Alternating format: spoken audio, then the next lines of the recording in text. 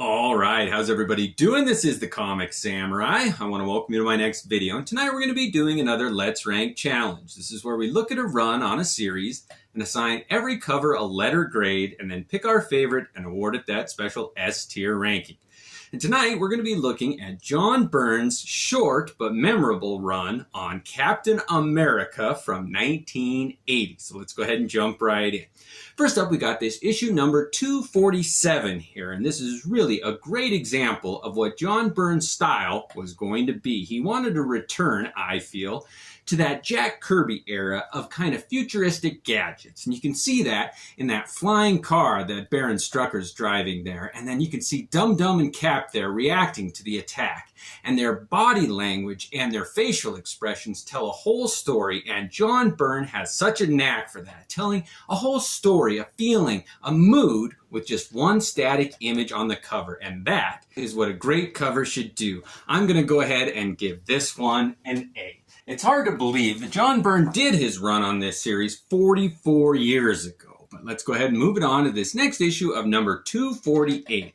And this is one of my favorite comic books of all time, not just the cover. I love everything about this one. It's a great story, there's a great villain, and it features this character of Dragon Man here. And he is one of the most tragic, sad characters in Marvel comic books, in my opinion. I really do like this cover where he's gnawing on Cap's shield. That little bit of humor is what sets it head and shoulders above other comic book covers. And John Byrne can do that. He's got a real knack for pulling off a punchline. He did a lot of covers in the What The series, Marvel spoof like Mad Magazine comic series that they put out. And this is reminiscent of that. I really think John Byrne got a taste for it and went on to do that because of this cover here. Look at the body language of Cap there, laying down, prone to the Dragon Man above him. And his shield, he's got his shield attack, like that's his only defense. This really is a fun cover, a great comic. I can't recommend it enough, and this one gets an easy A.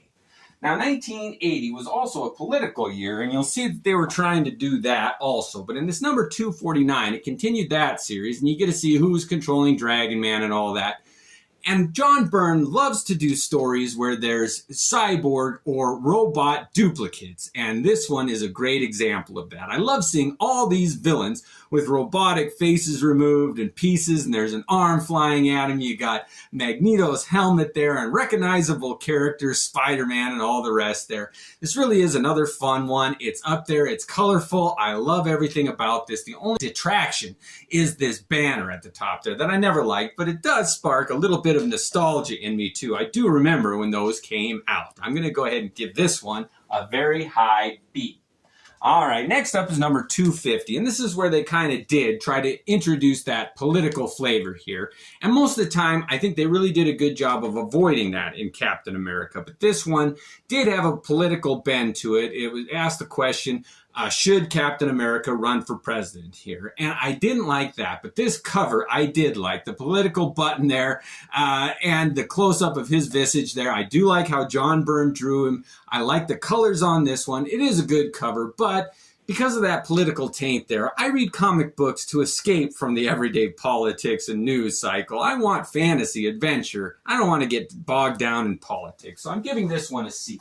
Although that is a beautiful image John Byrne did of Captain America. Next up, we got number 251.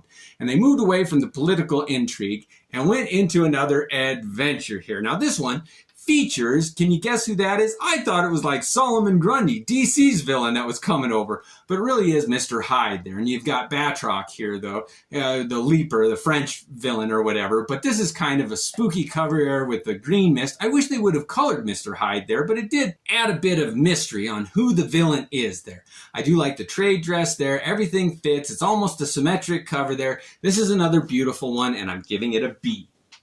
All right, next up we got issue number 252 here, and this one continued the fight of Batroc and Mr. Hyde. I thought it was interesting that they misspelled Batroc's name there. It really is spelled with a C, not a K, like they did on the cover there. It's like an Elektra mix-up when they misspelled her name on her premiere. Anyway, this is a great battle scene here. I just wish it was zoomed in. I've never seen a cover like this before, where the action is so far away. It's like Byrne was trying to set the stage here, and it's like the background was more important. This was supposed to be a big oil tanker that was heading toward New York City.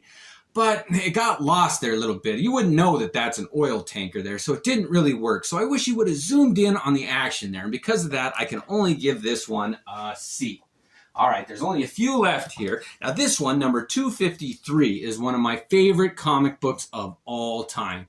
It really is a blast from the past of Captain America rediscovering some of his origin and some of his old allies that he fought along with in World War II. And this one is a spooky, haunting cover there, and they did a technique with the shadows there and a vampire, Byrne blood, coming out of his coffin there, and Captain America holding a lantern there and looking in. But they used a scratchy inking technique on Cap there, and I hate that when they do that. Make a clear, distinct image. I get that they're trying to set a mood, but it didn't work for me. Although I love this comic, everything about it, this cover is a little bit wanting for me, and because of that, I can only give this one a C. But he followed that one up with this number 254 here. And this is how you do a dynamic, exciting cover that features a type of a vampire there. That Byrne blood, he really was an interesting villain there. This Union Jack does die, the original Union Jack in this comic book, and the backgrounds. That's what gets me on this. It could have just been a static background with nothing interesting in it. But John Byrne chose to do the silhouette of windows there. The Gothic, are they in a church? Are they in a special building? That little bit of background architecture is what set this one off for me. I love the colors. I love the layout of this one. Everything about this one speaks to me, and I'm giving it an A. Now, that was the last one that John Byrne did the cover for, but he did do the interiors on this issue number 255, so I'm just going to show it real quick. Now, this is a Frank Miller cover, and if you're going to have somebody else besides Byrne do the cover, Frank Miller is a good choice, and this was a retelling of Captain America, Steve Rogers' origin. And if you want to see his origin done right, how it's supposed to be done, read this comic book. I cannot recommend it enough. It is well written. It is excellently, beautifully, elegantly drawn by Byrne on the interiors. This is a great cover by Frank Miller, but John Byrne didn't have a hand in that cover. All right, let's go ahead and take a look at my A-tier comic books, and we'll pick our favorites. All right, we've got 3 to choose from here. We've got this Byrne blood one here with the death of Union Jack. We've got Dragon Man biting his shield, and we've got this first one with Baron Strucker coming at them with that flying car. I do love the colors on those two, but this one with Dragon Man is probably my favorite Captain America cover in his regular series. And don't get me wrong, that Annual 8 with Wolverine by Zek is hands down my favorite, but this one, if you had to pick just a regular series one, I love this one. Something about the inking on it, the color, the Captain America's position, that little bit of humor, it really sets this one above all other covers in John Byrne's run, and it is my favorite. Look at all the details in the bricks there, the coloring on his costume, the details in Dragon Man there. This really is a beautiful comic book cover, and I'm happy to choose it as my special S-tier ranking winner on this run.